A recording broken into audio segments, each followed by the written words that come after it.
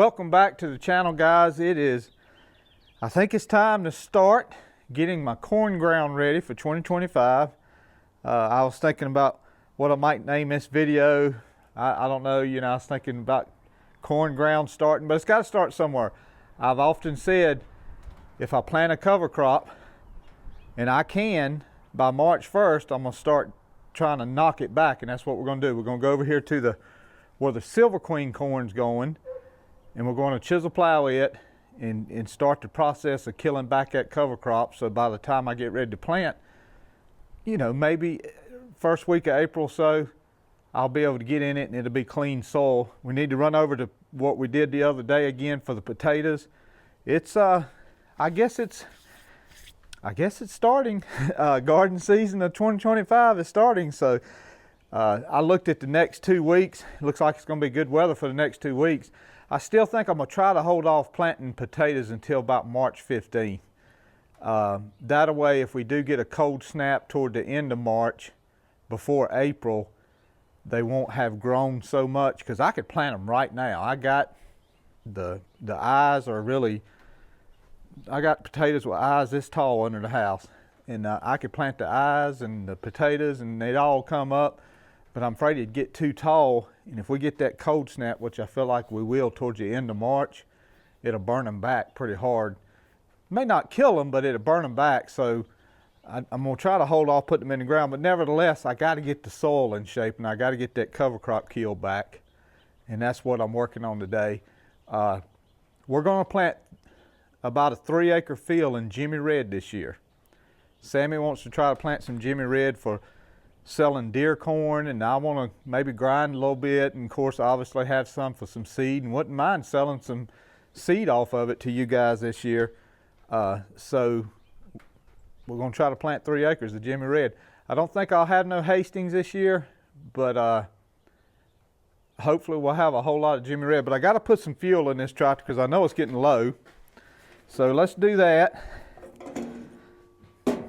See how much is in here.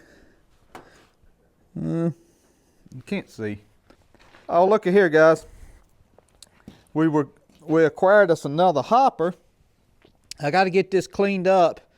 I got everything broke free. It was kind of seized up a little bit. Well, we'll get all this cleaned up, and we'll probably use this hopper this year. This is original IH hopper, and subscriber Jim gave it to us, and look forward to using it. It's very usable condition, real nice. It's as good as any one I got, except maybe the John Deere one, but you guys know the John Deere's a different hopper altogether, but it's the goodest IH, one of the best IH ones I got. So look forward to trying that this year and seeing how it does, and I think it'll be okay.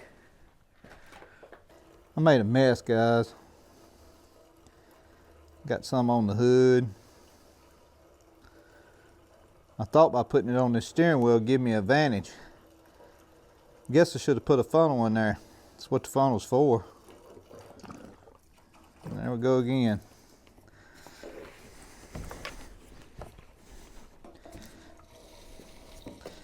That right there is probably what I should have done from the start. We'll give it a second or two. Good thing about fuel is it won't take long and it'll evaporate back off. I'll be honest with you, I hate more getting it on my jeans or my boots than I do the tractor. But it's much too expensive to be letting get all over the place. So what I want to do, guys, I want to go ahead and chisel. This was a little wet the other day, so we didn't do that, but it's okay now. We want to go over this again, kill this back a little more, loosen it up, get some dirt up on top of the ground, and hopefully hold it off for another, I'll probably try to cut it maybe, I'm not sure, maybe next week, towards the end of next week. And I'm going to lay it off. I'm not going to make beds in it. I'm going to lay it off when I plant the potatoes. So it needs to be a deal where I cut it and have the layoff bar ready and lay it off, plant the potatoes. So we're going to do that, but I need to get the grass, like I said the grass, the cover crop's starting to die back, so we need to start getting it to die back, and we'll go over it a couple times now, and we may end up chiseling plowing again before I plant some of this corn, but we'll talk about that when I get over there. But we got to get it started.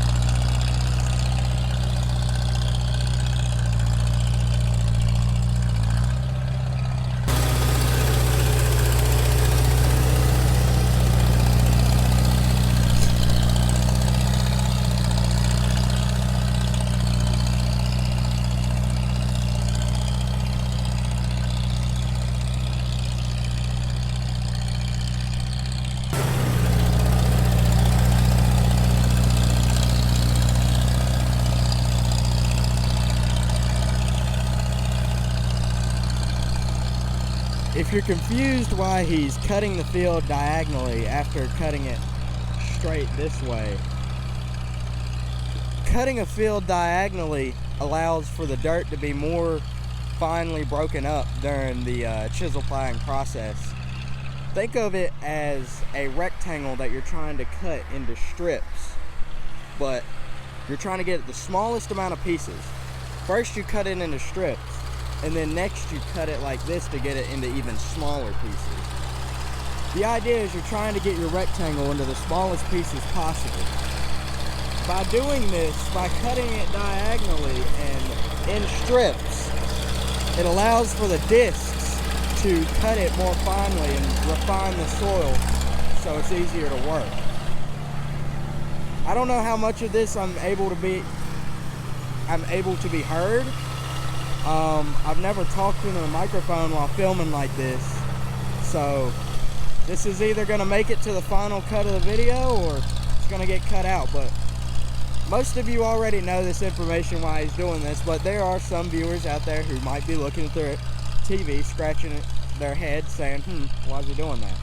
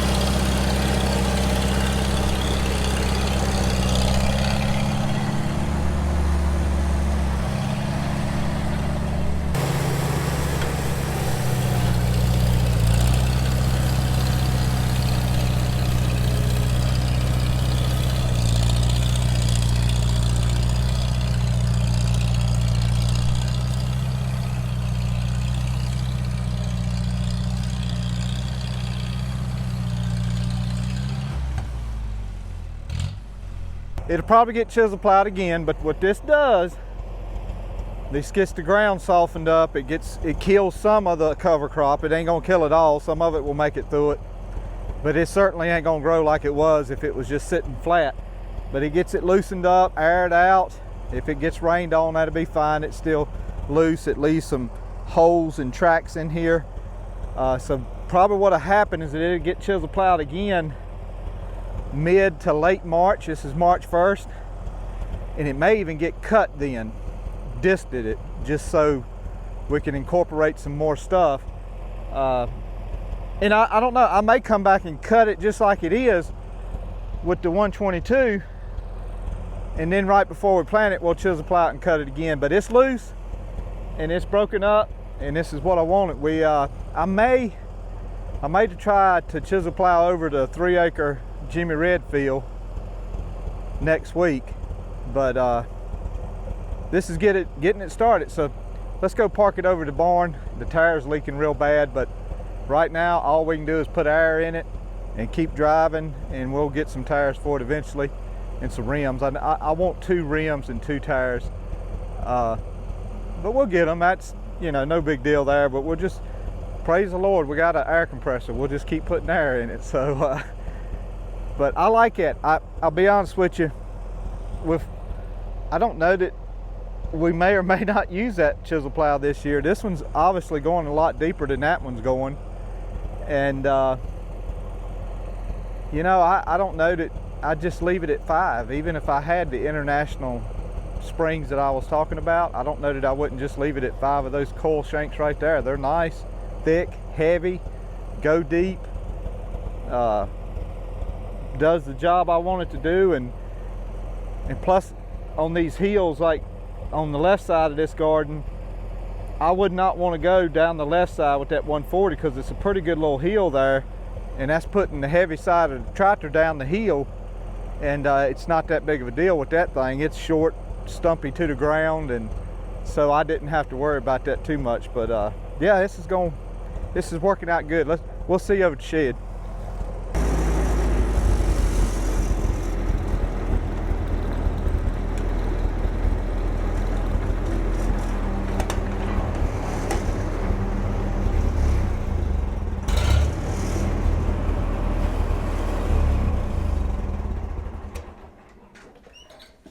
I got an idea. Let me go show you guys something and get your opinion on it. Okay guys, the question is that gonna make it 2 more weeks? It's a lot of beautiful seed potatoes, a lot of eyes. What I thought I could do is put a whole potato in the ground, kind of wrap that eye a little bit in a circle, and then cover it up with dirt with the potato. I'll probably get some seed potatoes also, maybe make 1 row out of them and 1 row out of bagged seed potatoes. But that's what I'm talking about when I talk about my eyes are real tall. All right, so I wanted to show you all those seed potatoes and see what you thought. Got a little bit of a hydraulic leak on here I need to fix. It's in the worst spot, right there where my foot is. I think it's dripping from right here down, and that's where my foot is, and makes it a little bit slick on your foot right there. But yeah, those things, you know, you have to work those things out as you go, you know, that not a big deal. So that's getting potato ground ready and Silver Queen corn ready, ground ready. We'll hopefully work on the Jimmy Redfield Monday or Tuesday. May chisel plow it, go ahead and loosen it up. It was plowed in plow day last fall. Plow day Sam cut it with his big tractor, so we may go through and, like I said, chisel it with that. That's probably going to be our April 15th to end of April planning. We'll just have to see. You know, you speculate these things. Like right now, I'm looking, and it's good weather for almost 14 days, or supposedly pretty warm temperatures. But after that, you know, is it going to turn off cold? So I need to see a little bit more before I really, you know, get geared up on planting the potatoes. And as far as corn, I used to try to plant it as early as possible just because I felt like it had less crow problem. But we don't got to worry about that this year. Everybody look in the description of this video, and you'll see a telephone number where you can get a product called Avipel, and it will stop the crows. They'll eat one or two, but after that, they're done. They won't eat no more. So I look forward to using that this year. But other than that, a video full of chisel plowing. I hope you guys enjoyed it. You know, sometimes with gardening, there's a lot more tractor work than there is talking.